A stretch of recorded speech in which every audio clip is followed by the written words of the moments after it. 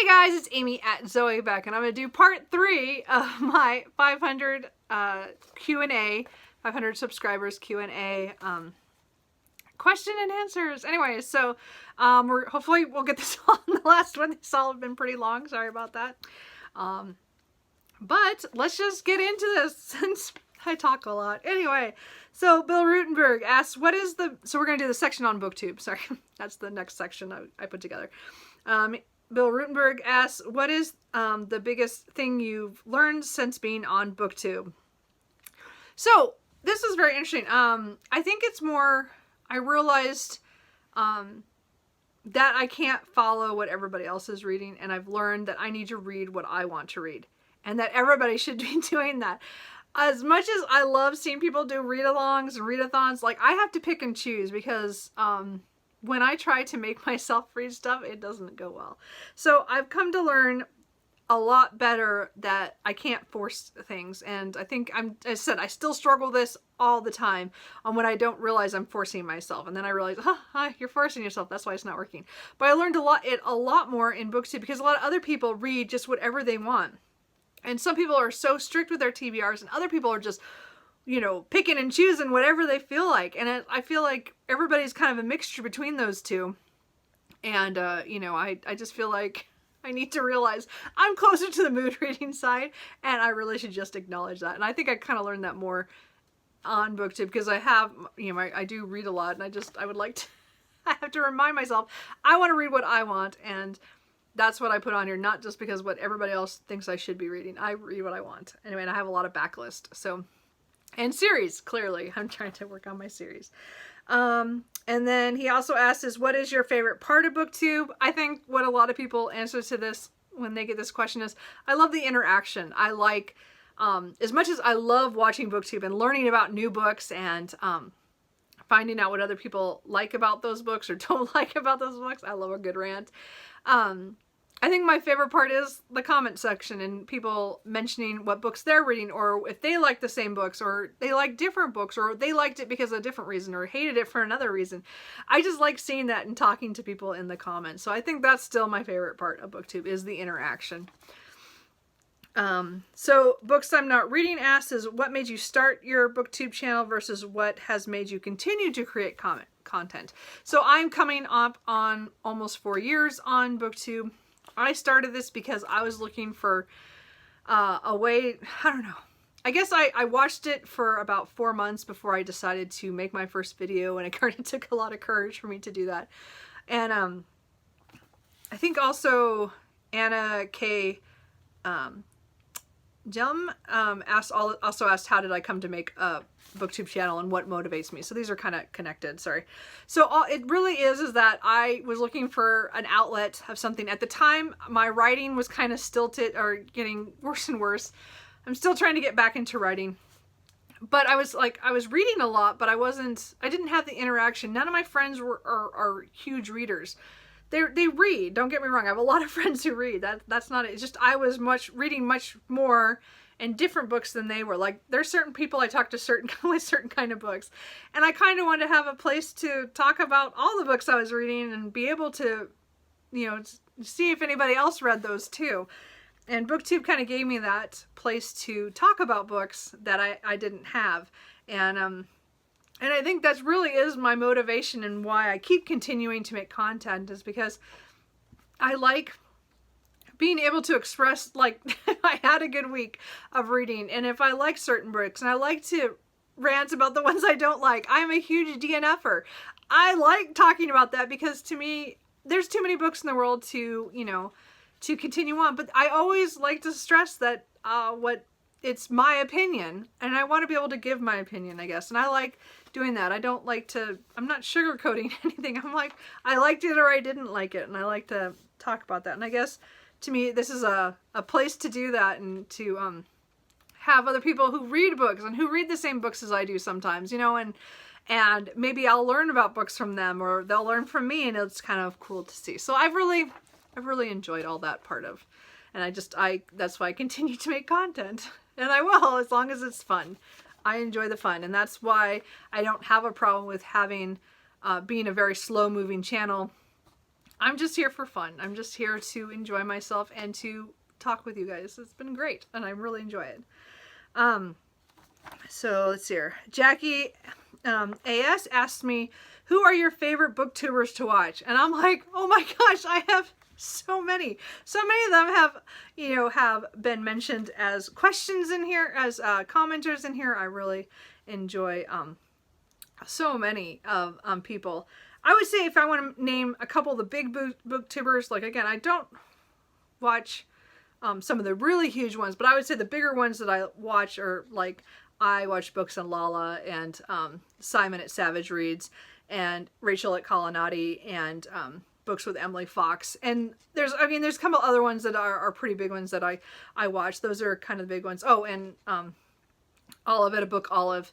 Like those are big ones. Those are ones I've been watching for years. So are my newer ones. Another one that's gotten really big this year is Mike's Books Reviews. I started watching him. I like Kim at Middle of the Book March and Laura at Book Bubbler and Summer at Cozy Reading with Quaker Cats, who won the giveaway. So make sure you contact me if you haven't already. Bill Rutenberg I love. It's just... And Shannon Riddler, of course, I've been watching for years. Sorry, I meant to put her in that first section. So it's just like, those are like the ones I watch like consistently. I see their video come up, I'm clicking on them. So I do like a lot of those. So, I mean, there's so many more. My list would be long. I am subscribed to many channels. And I'm really enjoying smaller and larger ones. I just, you know, as I said, this year I've added a whole lot more because I watched a lot more Booktube because I was home a lot more.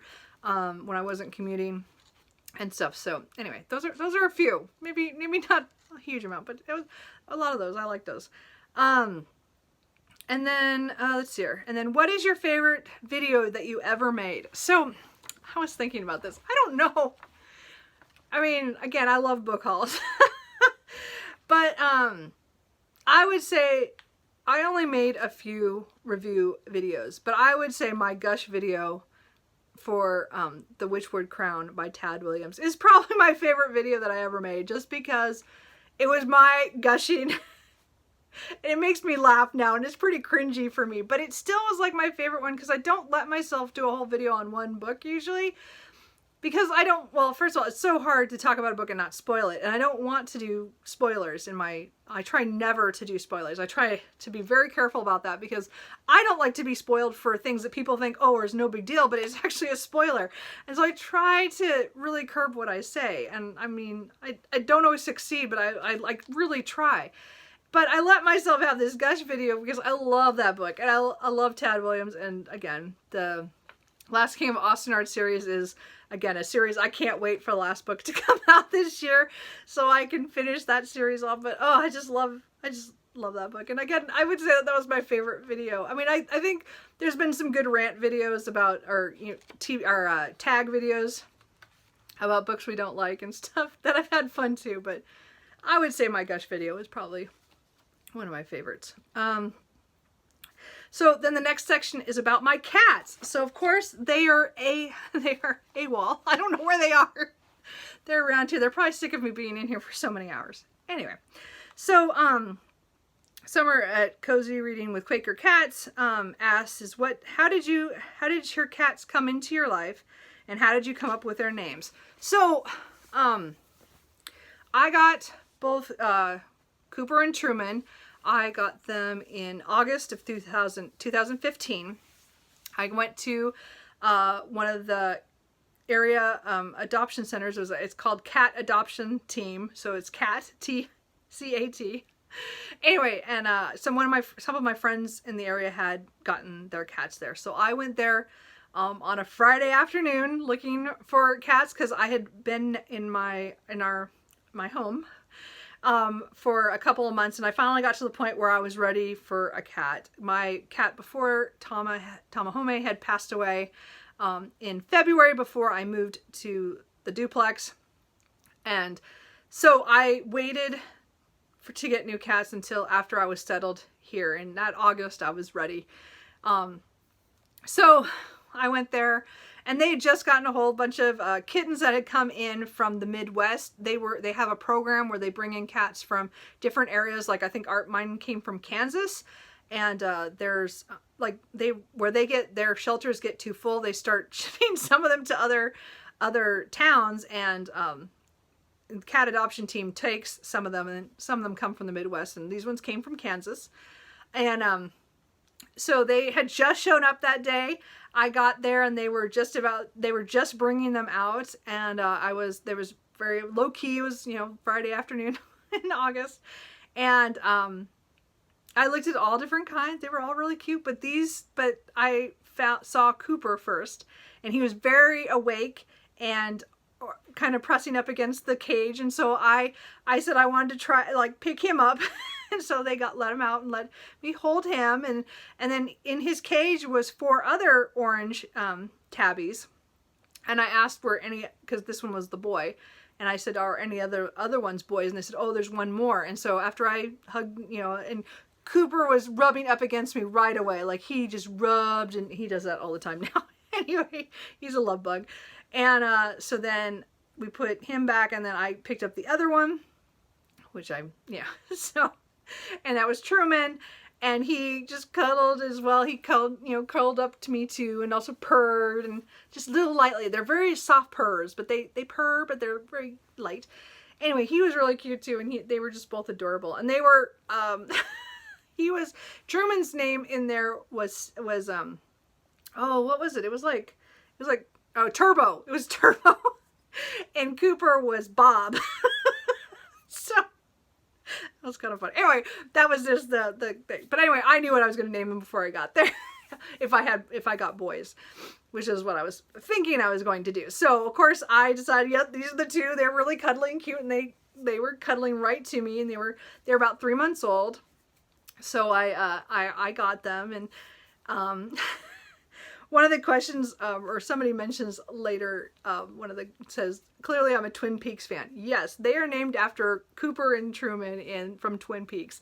I decided to pick a duo of names. That's what I just wanted to do that. And they're, again, one of my favorite TV shows of all time. So Cooper I picked up first, so he was Cooper, and then Truman was the second one. So, and it kind of actually worked out, because Cooper's my more crazy one, and Truman's much more laid back. So it kind of worked out all together. So yeah, so I've had them just over 5 years. So they're coming up on their 6th birthday in June. So that's their little story and how I got them. And as I said, I named them, and I knew those names going in, that I was going to name them that when I got them. And then Muhammad K asked also, he had questions in one of the other videos, but this is what I pulled out. It said, if Truman and Cooper were fictional characters, who would they be? So this was really hard, because they're cats. They're crazy cats. But I decided to go Discworld. I think they would be guards. I think they would be like the crazy guards. Not like the main guards like Carrot and, you know, and Vimes and stuff. But they would be like the crazy ones. Like, nah. Just, you know, those ones. All the other kind of side characters. They would be pretty much Discworld. I think they would be funny and klutzy. I mean, they're not super klutzes, but, you know. They're cats. They're just funny. They're goofy. So that would be my pick. I would think they'd be more Discworld guards. I don't know, because again, they tour the territory and go to the windows to check everywhere, and you know, they make sure it's all good, and then they hiss at my brother when they see him outside. Even though they know him, my brother comes inside all the time, but they hiss at him when they see him outside on the patio. It's hilarious. Anyway, so that's why I think of them as guards, you know, guarding the territory. But I think they're more Discworld guards than anything else. Anyway, okay, so then I have a couple of questions about writing. DL asks, what is your writing style? I write a lot of first person and third person, but not past tense. So that's usually it. If I'm writing urban fantasy, it's almost always first person. If I'm writing other ones, it depends on how the character talks to me, you know, how I decide or how I hear them. I decide on third if I want multiple perspectives. If I just want one side, it's usually first person, and I do that a lot. And so just depends on what I'm writing, I guess. It just kind of flips. Do you outline or pants your stories? So again, there's people who are planners who plan and outline everything. And there are pantsers, like seat of your pants writing, where you just go in and you don't care. Well, I'm pretty much a in-between mix. I'm a plantser. So what that means is I plan like certain guideposts that I want to hit in my story, or the arc of my characters and in the story. So I usually know the beginning, the end, and then I know like about 4 or 5 points in the middle, usually on a novel. And then I will go in and just write. And then yes, there's a lot of pantsing to get me from one place to another, but I usually know which way I'm going. I might not know how I'm going to get there exactly. And a lot of times some things come to me later. I throw in like 100 red herrings in the beginning because I don't know where I'm going with it sometimes. And I'll just go, sometimes those will click and I'll run with them. So it's that kind of thing. So I kind of do that. She also asks, can you describe the plot of one of your favorite books that you wrote? Oh, I don't know. Well, wow. So I would say one of my favorite books that I wrote a Jane Austen inspired romance. There's Cooper. Oh, there was a question on how do you tell them apart. He's lighter. He's heavier too. Oh, cat. They're both orange, but one is lighter than the other one. Sorry, I forgot. I dropped off that line. I don't know where that went. But there was a question about how do I tell them apart. And Cooper is lighter. And Truman's darker. And he has swirls. While Cooper just has stripes. I don't know. It's hard to tell. You get used to them. Anyway, sorry. I don't know where I dropped that line. Anyway, to go back to describe a plot of my novel. So like one of them I had that was really a cross between Pride and Prejudice and Persuasion, but it wasn't really, it's not a good one to talk about. I had a space one where it was a woman is told by her family that she's been chosen to be the concubine of the emperor, and she is not happy because she's a business person that's, she's pretty much raking in the money that way. She's like, I don't want to do this. She's like, it's your whole planet loves you wants you to do this. And so she goes and she's not happy. And of course she gets kidnapped on the way because somebody doesn't want her to be near the capital because, they think because she's power hungry in a business sense that she would not be, that something could happen at the capital. And of course she falls for somebody who is not the emperor. Anyway, maybe not the best one either to describe. And then I have my urban fantasies, which are much more questions. Like there was one where a woman goes out, she gets a call from her ex-boyfriend and she's not happy, but he asked her to come pick him up out at a park. And he and his best friend have gotten into some trouble and she's not happy because she's broken up with him and it's over. But she goes to pick him up because she's worried about him because he hangs up on her. And when she gets there, she's met by this very mysterious man who says, oh, maybe your friend's the one who's screaming down by the river. And so she goes to find out if that's her boyfriend or her boyfriend's friend. And she gets there just in time to see the friend die. And the man who took her there turns out to be a vampire. So do several other people. Anyway, those are just kind of... There's others. I don't know. Sorry. Let's not talk too much about that. Yes, Cooper. Yes, you're a cutie. Yeah, I've been in here too long. Let's see here. And the other question was, have you tried to get any of them published? If not, will you try someday? So there was a period where I was really trying, but I find that I always have a fatal flaw in my novels where I've made some leap in judgment, and I'm not sure what happens. It always happens once. So I've never actually submitted anything. I don't know if I ever will. I mean, it would be nice if I got back into writing and I could submit something new. Because all the older stuff I have, I've written over the last 15, 20 years. And they're fine, but they're just not, like, publishable. Maybe someday. I don't know. We'll see. If I can get myself back into writing and just really focus on it better than I have, then there's a possibility. But you never know. Lori McIntyre asks, what book do you remember reading that first made you want to write your own books? So this was hard. I did think about this for a long time. My first novel that I tried to write, I did not finish it. I wrote in 8th grade. or started in 7th or 8th grade. It might have been 7th grade. And it was just when I started reading Christopher Pike. So I just started getting into horror, and Christopher Pike was one of my first authors that I really dove into. And I had just read several of his books, like Slumber Party and what was the other? Remember Me came later, I think. I don't remember. I read a couple of those, and I decided I was going to write about this girl whose mom got really sick, so she gets sent to her grandparents, and then her grandmother dies, and then somebody, like, it's mysterious, and there's the next door neighbor that's the hot guy, and then somebody doesn't like her because the hot guy likes her, and, it was a mess.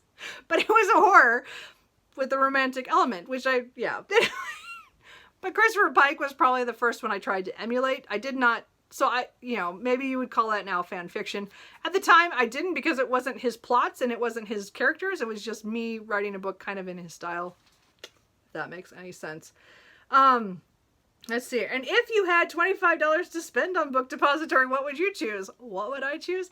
I would probably buy a classic. I'm always trying, I always find that the time to buy classics is when I have extra money, because I don't always buy them. I usually wait till I have gift cards and things for that. So it'd probably be a classic, or it'd be a epic fantasy that I have been putting off that I have not bought and want to get. So that would be my answer to that.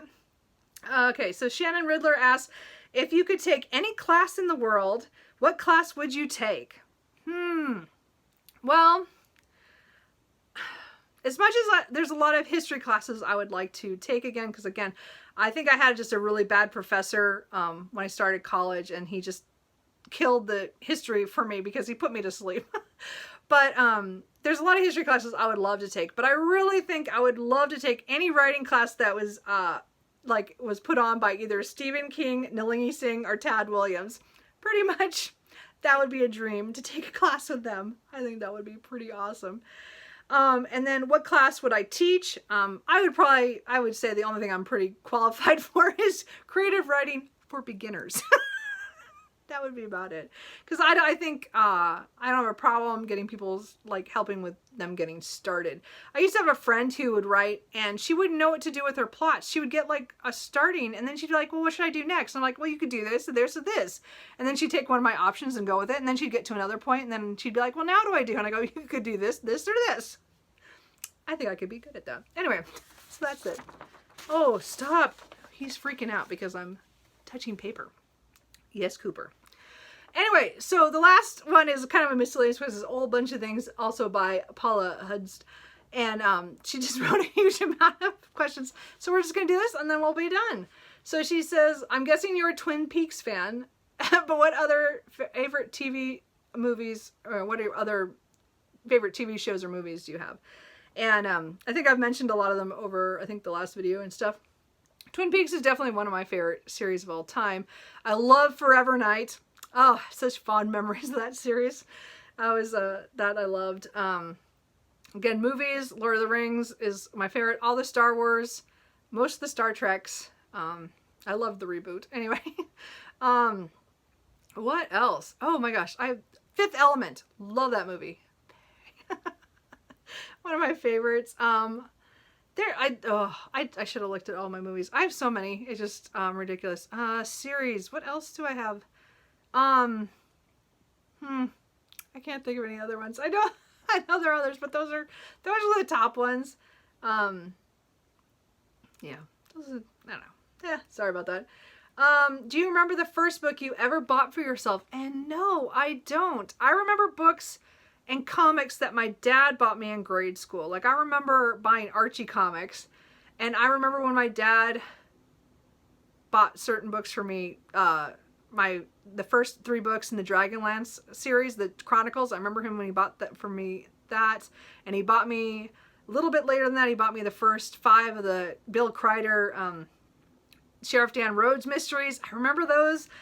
I just don't remember Pat earlier than that. I don't remember buying many books until I was older, and then my dad was usually, my dad was the one who took us to the library to get us out of my mom's hair, and then sometimes he would take us to the book bin, which was our local bookstore, or Walden Books. Either way, it mattered how much money we had, or he had, and So library was mostly what we went to, but I don't remember buying a whole lot of books until late, and then I really bought a lot of books once I got older. So I don't remember the first one I bought. Like, I don't have that memory. That's kind of sad. I don't though. Favorite used online book sources. So I would say this last year I discovered eBay, which is good and bad. And I also use Pals, which is new and used books, but I buy a lot of used stuff from Pals when they have deals, like free shipping and stuff, or I can pick it up for free. It matters what it is. But I use them. I have used Amazon Marketplace, but not as much. I've had good and bad things happen with that. I get better along with eBay, but I buy more local used. So. Have you ever been to Worldcon or consider going? Yes, I almost went to one, and I really wanted to go to the one that was I think it was supposed to be this year. It was supposed to be in New Zealand, and I really wanted to go, but I'd already didn't have enough money for it, and I was upset about that. And there's so many times I've wanted to go, but I don't have the money for it. So maybe someday I'll get to go. I hear it's really fun. I've gone to a lot of local conventions over the years. Never made it to San Diego for the Comic-Con, but I'd really like to do that too. That almost happened one year, and it didn't, Someday. I haven't been to a convention in a really long time. Favorite author, book associated sites when you've traveled. So that one I didn't move this to the travel one because I don't know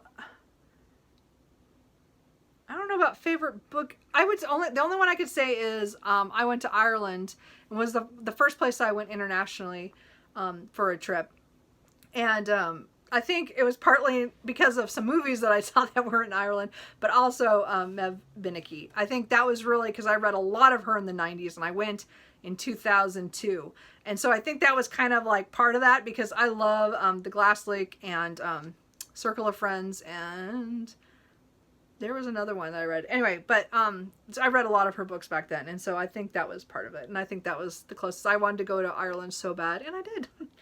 I enjoyed it.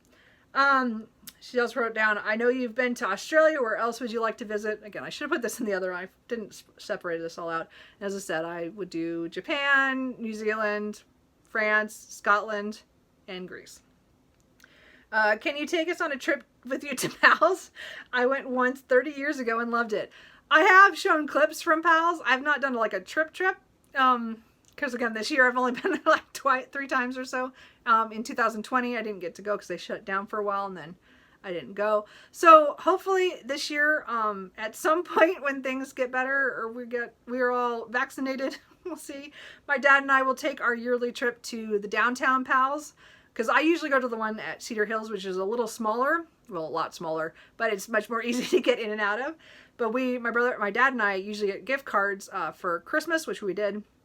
And then we go and we spend a lot of money once a year at the downtown Pals because it's like 5 stories of books. And it's awesome. And if we go again this year, I will film it. I promise. Do I have any other hobbies? Other than writing and reading, that is about it. That's kind of boring, but that's it. That's kind of true. And Booktube, those are like my hobbies right now. I know you say you don't cook, but do you have a specialty or two so you don't starve? Thank you. I don't starve. There are certain enchilada dishes I make. I have one that my mom's been making since we were kids that I love. So I make that. I can make a Pizza Hut dish casserole, which we've been making since I was in high school. I used to make tuna casserole that I used to make from middle school on when I was in 4-H, which I can make. That's pretty much it about anything that's really good. Everything else is really easy. Let's see here. And then she asked, sweet or salty? Always salty. Always salty. Tea or coffee? Always coffee. Snickers or Milky Way? Well, if I had to choose between those two, I always pick Snickers. I don't know why, I just always have. But my favorite chocolate candy, if we're going to talk about that, is Reese's Peanut Butter Cups. So that is it. We have made it to the end. That is the 500 subscriber Q&A. I hope you guys enjoyed that. I hope you got to hear a lot of things that you wanted to know about. I just rambled away. I kind of enjoyed this, but now I'm done. So anyway, I hope you guys enjoyed that. Thank you so much for subscribing to my channel and watching and commenting. I really appreciate it. I don't, as I said, I don't like to bring up any of that stuff that often because to me, you guys are here because you want to be, not because I force you. So I'm not going to. But thank you so much for that. And anyway, I hope you guys all enjoyed this. And you can't see Cooper, but he's biting me right now, so I gotta go. I'll talk to you guys later. Bye.